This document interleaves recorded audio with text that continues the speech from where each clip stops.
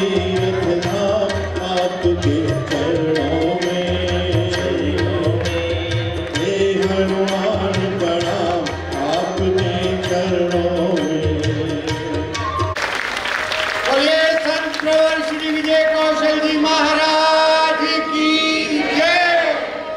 गोविंद जय जय बोलो गोपाल जय जय।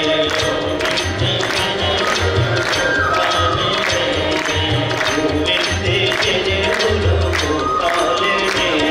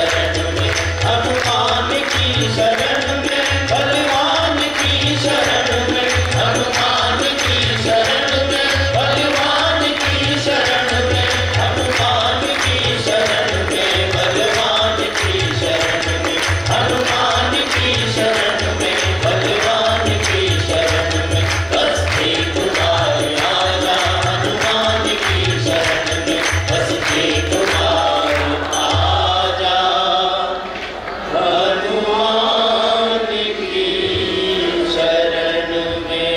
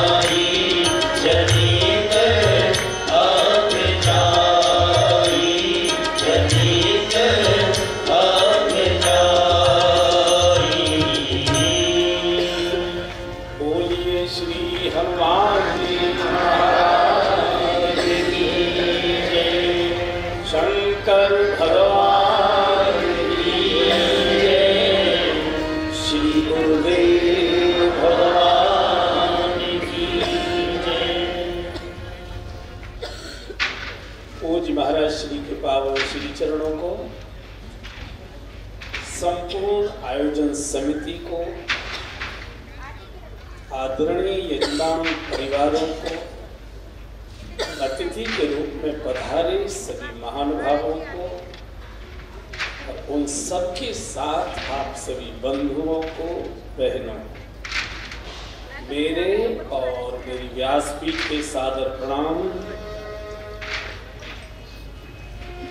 और आइए श्री हनुमान जी महाराज के पावन श्री चरणों में बैठकर भगवान की इस मधुर कथा को बहुत मन से, प्यार से, भाव से सुने, जितना हो सके इसको गाएं, इसका चिंतन करें, मनन करें और जो कुछ अपने को रुचिकर लगता है उसको अपने साथ ले जाने का प्रयत्न करें।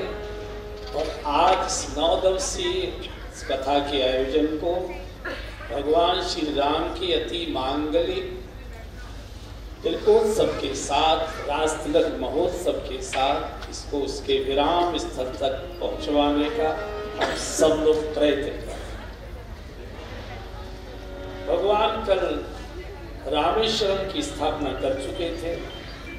प्रभु ने घोषणा की है कि जो रामेश्वरम का दर्शन करेगा, गंगोत्री का जल लाकर इनका अभिषेक करेगा, वो मेरे धाम में, मेरे लोक में मुझे प्राप्त करेगा। वानरों ने सागर के ऊपर पुल बनाया है, पत्थरों पर राम नाम अंकित किया और रा और माँ के जोड़ से धीरे धीरे 400 कोस का पुल बना है। सेना पार हुई, सुमेर की तलहटी में सेना ने जाकर पड़ाव डाल दिया। जावंदी चाहते हैं एक बार समझौता वार्ता करके देख ले। ये जो बुजुर्ग लोग होते हैं लड़ाई झगड़े से बचना चाहते हैं, कहते भाई नम दम के कुछ नफा नुकसान उठाकर भी अगर बिना झगड़े के काम हो जाए तो देख लो। बुजुर्ग लोग ज्यादा झगड़ा झंझट पसंद करते नहीं हैं। और जावंदी जो सबसे बुजुर्ग थे, जावंत मंत्री अति बूढ़ा, बूढ़े में भी अति बूढ़ा, तो बोले प्रभु एक बार देख लीजिए। भगवान ने सोचा कि बुजुर्गों की बात भी माननी चाहिए, करना तो वही है जो होना, तो वही है जो होगा, लेकिन बुजुर्गों को ये नहीं कहने का अवसर आएगा कि हमारी सुनते तो तुम हो नहीं, पूछ लेते इसमें क्या जाता था तुम्हारा।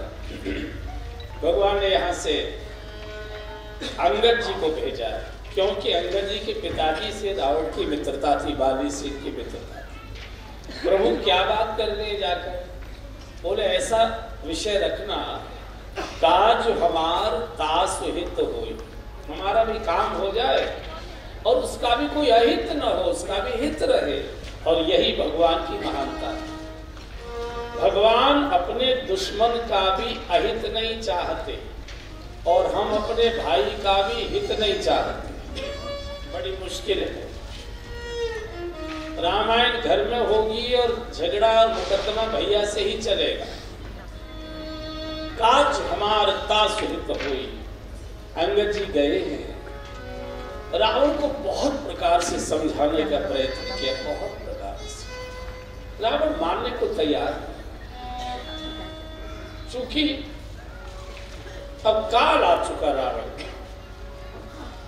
अंत में अंगद जिनका ठीक नहीं मानते हो तो फिर तैयारी करो, जो भी वकील हो अच्छे उनको बुलाकर बेल वगैरह जो लिखनी हो, बेटियों को जो देना हो, बेटों को, पौत्रों को जिसके नाम जो कुछ करना कराना हो फिर कर लो। अब मुझे लगता है कि समझाने के बाद भी तुम नहीं मानते तो अब तुम्हारा बुरा समय अब आ चुका है।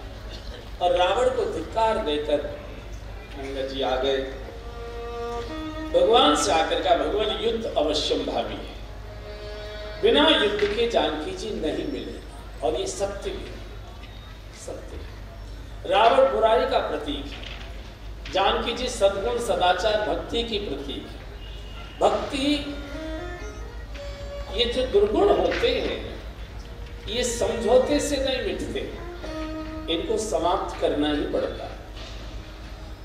आपने बुराई पर बालू डाल दी, माने शौच पड़ा है, कहीं गंदगी पड़ी, आपने बालू डाल दी, ठीक है दिखाई नहीं देगी, गंध भी नहीं आएगी, किसी को अनुमान भी नहीं रहेगा, लेकिन आपको मालूम है कि इसके नीचे गंध है, इसके नीचे मल है, इसके नीचे कूड़ा है, जो भी है।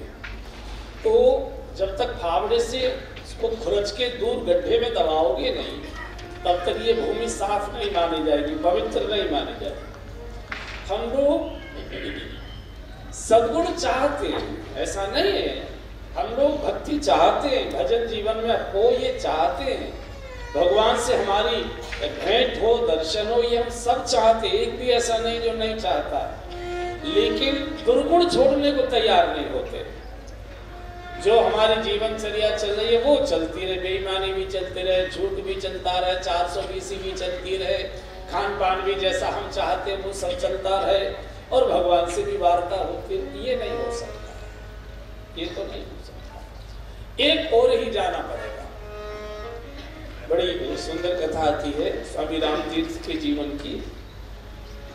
उस समय उनके मन में वैराग्य आ गया था।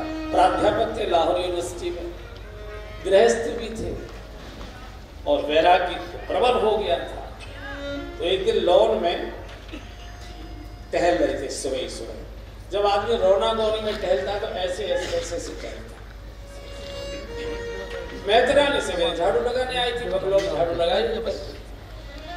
अब उस समय का काल थोड़ा छुआछूत थोड़ा ज्यादा भी था, तो जब वो उधर जाए तो इधर हो जाए, इधर जाए तो उधर हो जाए, चाहे झाड़ू न लगा पाए, क्योंकि अपने टहलने में रौना गौनी में थे। छोड़ू के न छोड़ू, छोड़ू के न छोड़ू। एक बिटिया थी तो उसका क्या होगा, गृहस्थी का क्या होगा, वैराग्य भी जोर मार रहा था। तो भंगे ने कहा बाबूजी एक तरफ है जाओ। भंगे ने उससे कहा, मैत्रानी ने, बाबूजी एक और हो जाइए। अब उसको तो मालूम नहीं था कि इनके भीतर क्या चल रहा है। एक और हो जाने में झाड़ू लगा लूं, आप चाहे तो इधर चल खड़े हो जाओ, चाहे उधर खड़े हो जाओ, मैं कम से कम झाड़ू लगा, मुझे और बंगलों में भी जाना है। तो उसने तो स्वाभाविक कह दिया, बाबूजी एक तरफ हो जाओ, बस बात खत्म हो गई। एक तरफ हो गई उसी समय। फिर बंगले में अंदर नहीं गए, चाबी बताने नहीं गए, वहीं से वापस बाहर आ गए। तो एक तरफ ही होना पड़ेगा। बुराई के साथ अच्छाई चल नहीं पाएगी। या तो अच्छे ही रहेंगे या तो बुरे ही रहेंगे। कुछ कुछ अच्छे कुछ कुछ बुरे, ये संभव नहीं है।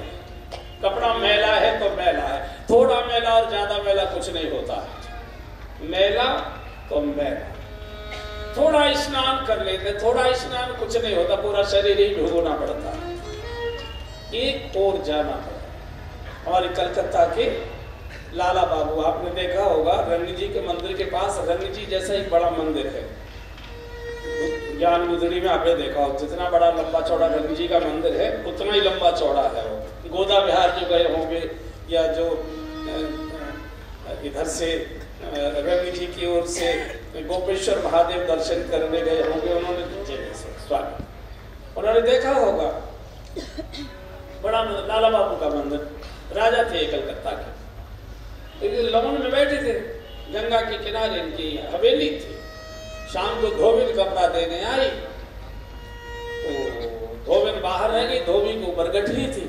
गठरी तो पुरुष को ही उठानी पड़ती है। तो बेचारा अंदर कपड़ा देने गया, बहुत देर हो गई, तो धोबिन बाहर से बड़ी जोर से चिल्लाई, दिन गैलो पौरे चौल।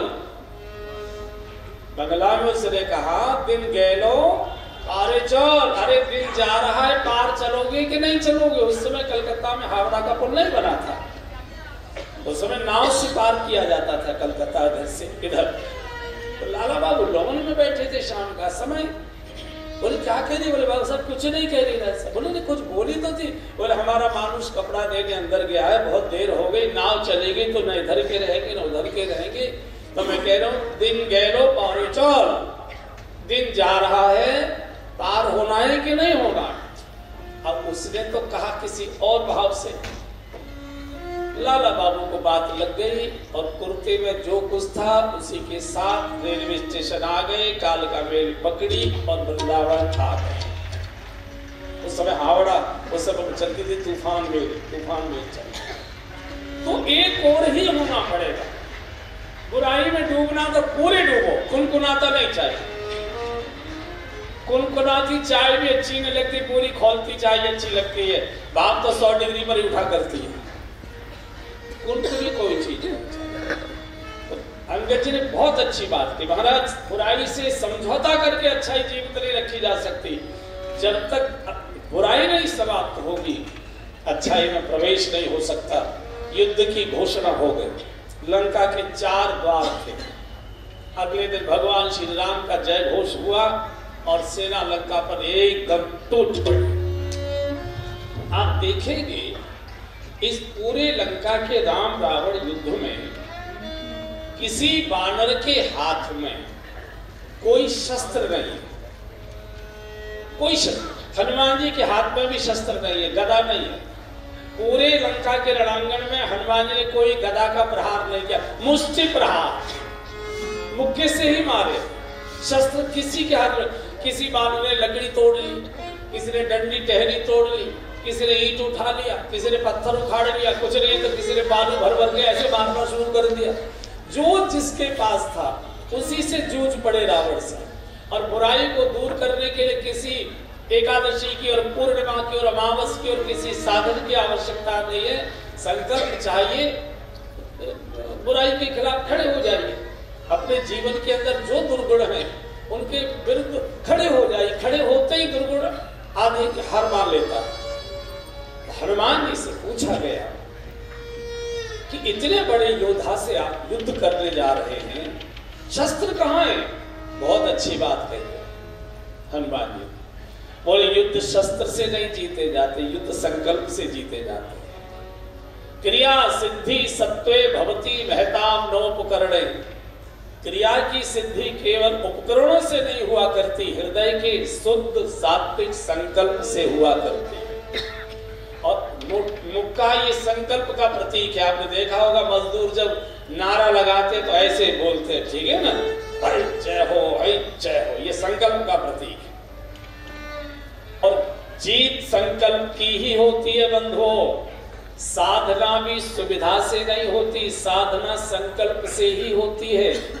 संकल्प से सोई हुई ऊर्जा जो मनुष्य के अंदर रहती है वो सब जग जाती है। इसलिए भजन की ये मैं आचार्य संहिता बोल रहा हूँ। जीवन में संकल्प करिए कि मुझे इस जन्म में ही भगवान के श्री चरणों में पहुंचना है, भगवान का साक्षात्कार करना है।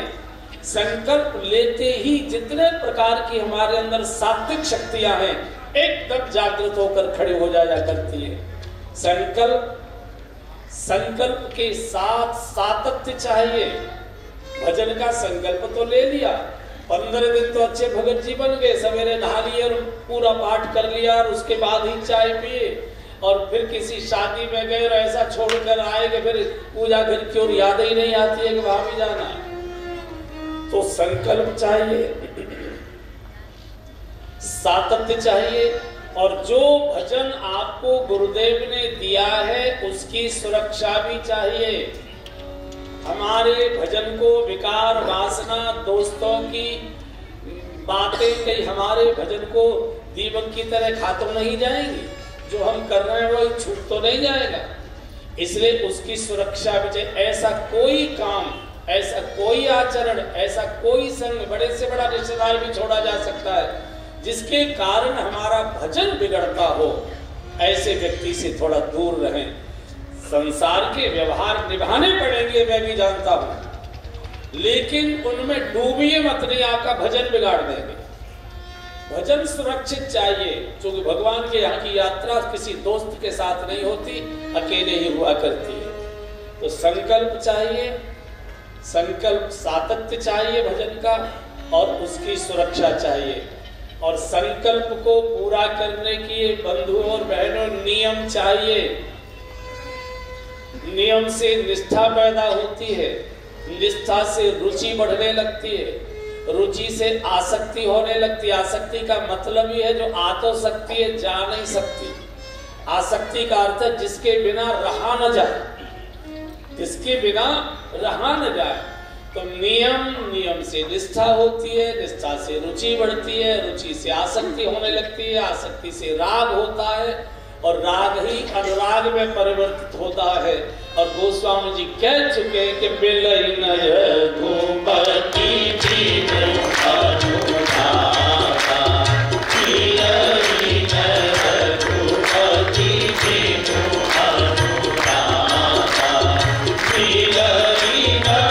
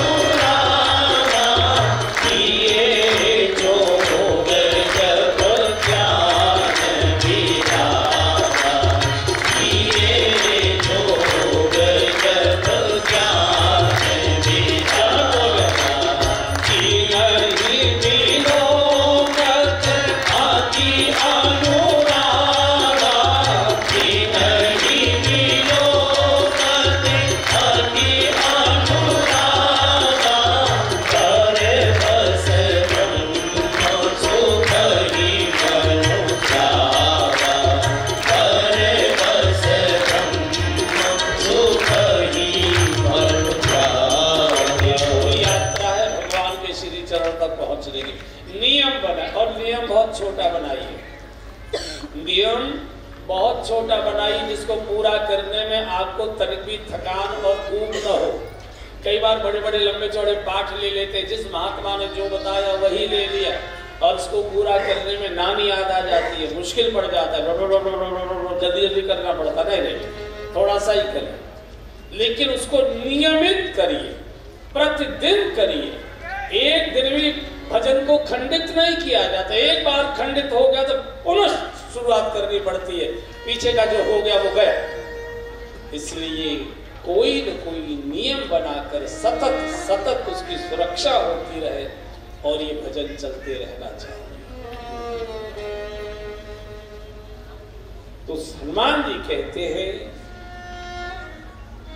कि जो युद्ध है वो शस्त्रों से नहीं जीते जाते, हृदय के संकल्प से जीते। कई लोग कहते हैं कि समय नहीं मिलता, चाहते तो हैं लेकिन टाइम नहीं मिलता है। कोई मन में संकल्प नहीं है ना, कोई संकल्प नहीं है आपके मन में। सबके पास टाइम है, साधुओं के पास भी वही 24 घंटे, आपके पास भी वही 24 घंटे, लेकिन हमारे मन में कोई पीड़ा नहीं है। भजन नहीं किया तो कोई मुश्किल नहीं आ रही ना, भगवान हमारे कुछ बिगाड़ने जा रहा है, इसलिए उसकी कोई जरूरत ही नहीं लगती है। जैसे गाड़ी सावधानी से चलाते जो प्राणों से बनती है, भजन क्यों नहीं सावधानी से किया जा सकता? क्योंकि वहां कोई प्राणों का खतरा नहीं है। और जो ये कहते हैं कि हमको टाइम नहीं मिलता, वही घंटों पार्क में गप्पे मारते हैं, वही घंटों टीवी के सामने बैठते हैं, वही घंटों अखबार चाटते हैं, वही घंटों दोस्तों के साथ गप्पे मारते रहते हैं। कहते टाइम नहीं मिलता है भजन का। क्योंकि आपके मन में न कोई पीड़ा है, न दर्द है, न कसक है, न कोई संकल्प है, न कोई इच्छा शक्ति है। चल रहा है, चल रहा है। हमारा भजन कोई दूसरा कर दे, हमारा भजन कोई नहीं। छोटा, इसलिए मैं निवेदन कर रहा हूं, बहुत छोटा, केवल इतना ही नियम बना लीजिए कि स्नान करके पहले भगवान को माथा टेकेंगे, बाद में फिर कुछ और काम करेंगे, चाय पिएंगे, कोई रिश्तेदार आगे होंगे उनसे नमस्ते कर, जो कुछ करना है। स्नान करेंगे, सीधे पूजा घर में जाएंगे, प्रणाम करेंगे, भगवान नमस्कार, आप कैसे हैं? मेरे ऊपर तो आपकी बड़ी कृपा है, टाइम नहीं है भजन करने का, न मुझसे होने वाला, ये पाठ की पुस्तकें रखिए, आप कर लिया करो, मेरा प्रणाम स्वीकार करो। क्या जाता है इसमें? लेकिन नियम बनाइए। आप नियम से अगर ठाकुर जी के सामने जाएंगे, पीतल की मूर्ति मुस्कुराती दिखाई देगी, ठाकुर मुस्कुराता वो जीवंत होता है। आप जब जीवंत को प्रणाम करेंगे तो वो भी जीवंत संकेत देता है। अब छतरी ही नहीं है तो कोई कितने आकाश में संकेत आया कि टीवी पर चित्र आएगा ही नहीं। तो बहुत छोटा, मैं फिर निवेदन करो, जो बहुत लंबे लंबे पाठ करते हैं वो कम कर दो। भगवान भी उनसे ऊब जाते हैं, तंग हो जाते हैं। छोटा सा, ठीक है? तो मन की बात बोल दी, ताली बजा दो बढ़िया। इसे सस्ता कुछ हो सकता है, इसे सस्ता तो कुछ नहीं हो सकता है। गए, नमस्कार कर गए। कल मैं यज्ञ में भी बोला था, आज भी बोल रहा हूं, केवल प्रणाम करिए। प्रणतक क्लेशनाशाय गोविंदाय नमो नमः, श्रीमद् भागवत कह रही है।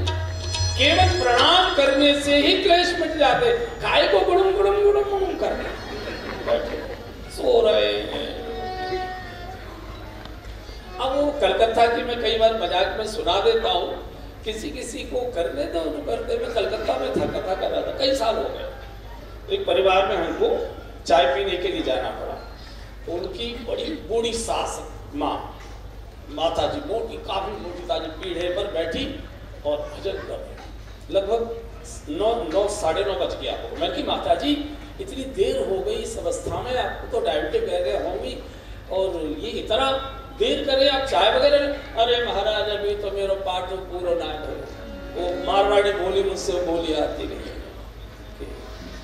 तो मैंने उनकी बहू से कहा कि माता जी इतनी देर तक पाठ करती हैं, तेरे पाठ इनसे काहे को करवाती हो? को पहले चाय में कराते? बोले बोलो मत, आ मत बीच में। बोले क्यों? बोले बुढ़िया अगर पाठ में नहीं लगेगी तो मेरा सिर खाएगी, इसलिए इसके सामने इतने रख दिया करते।